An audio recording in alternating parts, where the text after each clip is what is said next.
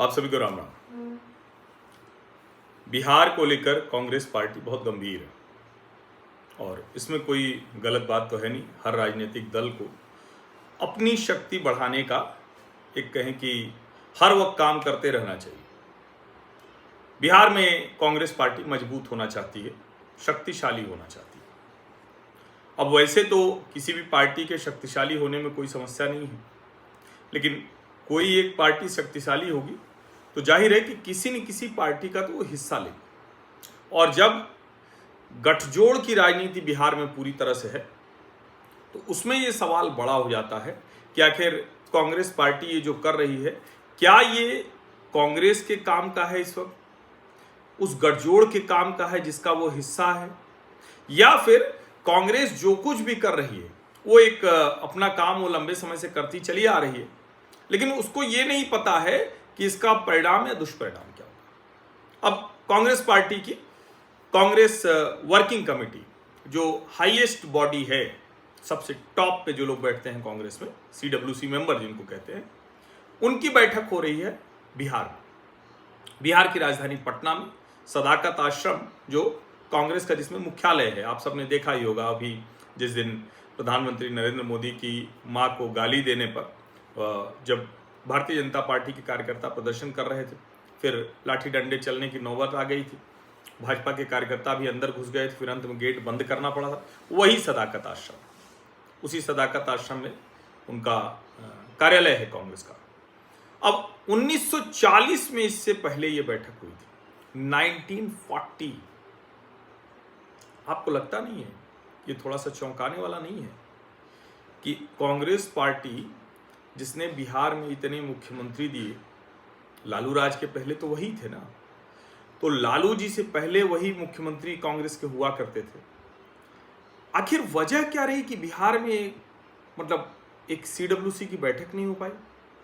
और अगर हम इसको यूं भी देखें, ये सभी पार्टियों के लिए है, क्षेत्रीय दलों को छोड़ दीजिए, क्या हर राष्ट्रीय पार्टी को अलग अलग समय पर अलग अलग राज्यों में अपनी हाईएस्ट बॉडी की बैठक नहीं करनी चाहिए? सिर्फ दिल्ली में क्यों हो, सिर्फ मुंबई में क्यों हो, देश के हर राज्य में हो?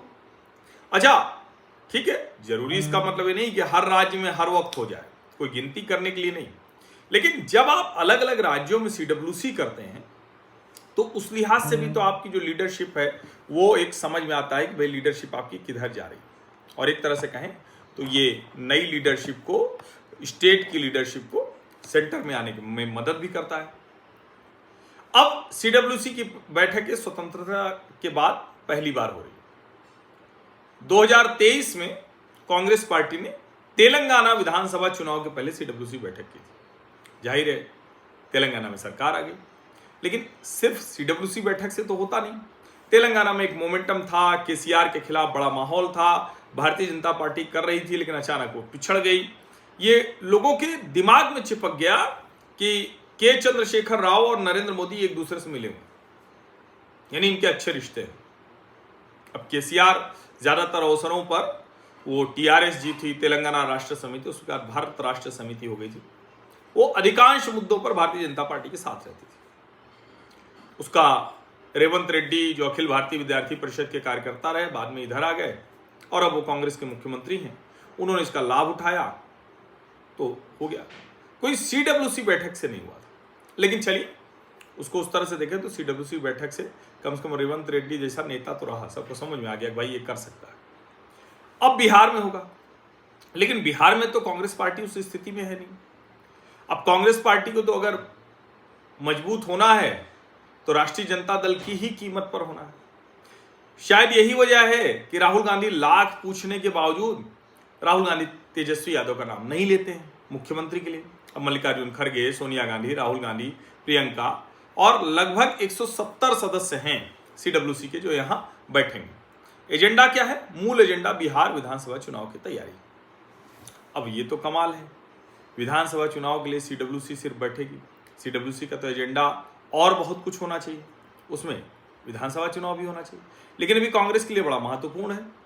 महत्वपूर्ण तो है, लेकिन क्या जाने अनजाने कांग्रेस पार्टी इधर बढ़ रही है जो NDA को लाभ देने वाला है? क्या कांग्रेस पार्टी के मन में कहीं है कि इस बार तो अगर सरकार तेजस्वी की बन गई तो फिर अगले कई वर्षों तक हमारे लिए मुश्किल हो जाए, क्योंकि फिर तेजस्वी भाजपा यही चलता रहेगा? क्या वो ऐसा सोच रहे हैं कि चलो ठीक है, 20 साल की सरकार हो गई नीतीश कुमार की, 25 साल की एनडीए की हो जाए, उसमें 4 साल हटा दीजिए जो उधर चले गए थे, 21 साल, और तब हमारा प्रोस्पेक्ट बनेगा 2030 में, तब तक मोदी भी परिदृश्य में नहीं रहेंगे, तो हम तेजस्वी को क्यों मजबूत करें? कांग्रेस के भीतर क्या एक बड़ा धड़ा है, और उसमें राहुल गांधी कन्विंस हैं कि जो ये समझते हैं कि अगर तेजस्वी मजबूत हो गए या अखिलेश मजबूत हो गए तो हमारे लिए तो संकट होगा, ऐसा लगता है। अब बिहार विधानसभा चुनाव की तैयारी की बात होगी, एसआईआर जो विशेष गहन पुनरीक्षण हो रहा है उसकी बात होगी, ट्रांसपेरेंसी कितनी रहेगी, किस तरह की गड़बड़ियां हो रही हैं चुनाव मतदाता सूची, इस सब पर वो बात करें। चुनाव आयोग की स्वतंत्रता को लेकर भी उनकी रणनीति होगी। अब वैसे तो जो मुद्दे हमेशा चलते हैं, महंगाई, बेरोजगारी, महिला अत्याचार, ये सब चलेगा। विदेश नीति पर भी वो उसमें बात हो सकती है। अब ये एक ऐसी बात है जिस पर हमेशा कांग्रेस पार्टी मुश्किल में पड़ती है, लेकिन फिर भी वो विदेश नीति की तरफ जा रहे हैं। अब जाहिर है सीडब्ल्यूसी कांग्रेस की है तो फिर तो राहुल गांधी की प्रशंसा होगी ही, जो खास करके वोट अधिकार यात्रा थी, मतदाता अधिकार यात्रा, उसकी बात होगी। 16 दिनों में 1300 किलोमीटर 25 जिलों में गई थी यात्रा, और उसकी बात होगी, उसको लेकर प्रस्ताव भी आ सकता है मुझे लगता है। तो कोशिश यही होगी कि हर घर तक पहुंचे, हर वोटर तक पहुंचे, और ये किसी भी पार्टी के लिए बड़ा जरूरी है। वो भी तब जब नरेंद्र मोदी, अमित शाह, जेपी नड्डा सहित पूरी भाजपा वो एकदम से लगी हुई। अब सदाकत आश्रम ये स्वतंत्रता आंदोलन से जुड़ा हुआ है। यहाँ महात्मा गांधी, डॉक्टर राजेंद्र प्रसाद, जवाहरलाल नेहरू, इन लोगों ने यहाँ रणनीति। अच्छा आप सोचिए, डॉक्टर राजेंद्र प्रसाद सीवान के थे, उनको लेकर कांग्रेस कोई याद नहीं करती। वे बिहार के तो सबसे प्रतिष्ठित नेताओं में से माने जाएंगे ना भाई, वो प्रथम राष्ट्रपति बने थे, कांग्रेस के नेता थे, लेकिन उनकी बात ही नहीं करते। अब उस सदाकत आश्रम में, जहां कांग्रेस का मुख्यालय तो है बिहार का, लेकिन कभी कुछ हुआ नहीं, अब वो फिर से उसको रिविजिट करना चाह रहे हैं और कोशिश कर रहे हैं कि लोग उनको उसी तरह से देखें। अगर उस तरह से देखेंगे तो उसका सबसे पहला जो कोलेटरल डैमेज होगा वो तेजस्वी यादव की पार्टी राष्ट्रीय जनता दल होगी, महागठबंधन को नुकसान होगा। अब 243 सीटों में से मिशन 90 वो लेकर चल रहे थे कि 90 सीटें मिल जाए। तेजस्वी इस बार 70 भी नहीं देना चाहते, और लगता है कि 70 पर ही बात टिकेगी। खांचे इतने पक्के वाले हैं कि बहुत इधर से उधर होने की गुंजाइश नहीं दिख रही। अब इधर भी एनडीए में भी देखें तो बहुत कुछ है, उसकी बात बाद में कर लेंगे अभी, लेकिन मूल रूप से कांग्रेस के लिए अब कांग्रेस ये सब करके सीट अपनी बढ़वाना चाह रही है, तो उसकी हालत जरा सोचिए। जैसे एनडीए में चिराग पासवान और जीतन राम मांझी वो थोड़ा हवा पानी बनाकर अपनी सीट बढ़वाना चाह रहे हैं, हालांकि उधर भी मामला 100 वाला हो गया है। कांग्रेस की स्थिति हो गई कि उसको ये सब करना पड़ रहा है। जरा सोचिए, अब जल्द से जल्द तारीखें आ जाएंगी, अब ज़्यादा समय नहीं लगने वाला है। तो क्या सिर्फ सीडब्ल्यूसी बैठक से तेलंगाना बन जाएगा? जवाब है नहीं। क्या 2020 हो सकता है? आशंका है हाँ, क्योंकि पिछली बार भी राहुल गांधी की बहुत रैलियां हुई थी और उसका नुकसान राष्ट्रीय जनता दल के लोग मानते हैं कि उनकी सरकार नहीं बन पाई, तो राहुल गांधी की रैलियां उसमें बड़ी वजह थी। अब सवाल ये है कि क्या तेजस्वी यादव इस सीडब्ल्यूसी बैठक को सिर्फ इसी तरह से लेंगे? क्योंकि सीडब्ल्यूसी बैठक का एक बड़ा मुद्दा ये भी है कि कितने जो है वो सीटों पर कांग्रेस पार्टी लड़ेगी।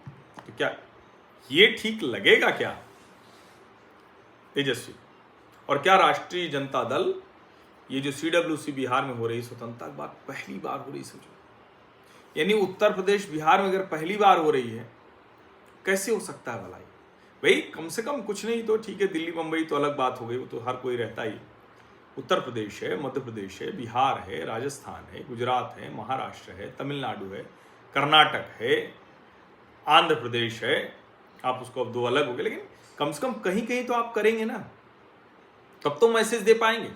भारतीय जनता पार्टी इस लिहाज से भी देखिए हर जगह जाती है, हर तरफ वो अपना जो राष्ट्रीय अधिवेशन है वो करती है, अपने जो टॉप बॉडी की बैठक होती है वो करती है, और यहाँ ये स्थिति है। तो ये सोचने वाली बात है जरा। और क्या बिहार की जनता राहुल गांधी को स्वीकार कर रही है? तो स्वीकार करेगी तो क्या इधर से लोग छिटक के जाएंगे? ऐसी कोई गुंजाइश बन सकती? वो होता हुआ दिख नहीं रहा है। और अगर तेजस्वी वाले में से ही काटेंगे तो क्या ये महागठबंधन का और बड़ा नुकसान करने जा रहे हैं? अब इसका उत्तर तो जनता ही देगी, लेकिन कांग्रेस पार्टी अपनी दावेदारी मजबूत करने में कोई कसर नहीं छोड़ रही है। राजनीतिक तौर पर यह अच्छी बात है, लेकिन समय थोड़ा गलत चुन लिया है। अच्छा होता कि वो सारे काम तो करते, लेकिन इस वक्त एक यूनाइटेड फ्रंट के तौर पर जनता के सामने जो साफ साफ दिख रहा है कि कांग्रेस अपनी ताकत ऐसे दिखाना चाहती है कि उसको अधिक सीटें लड़ने के लिए मिले।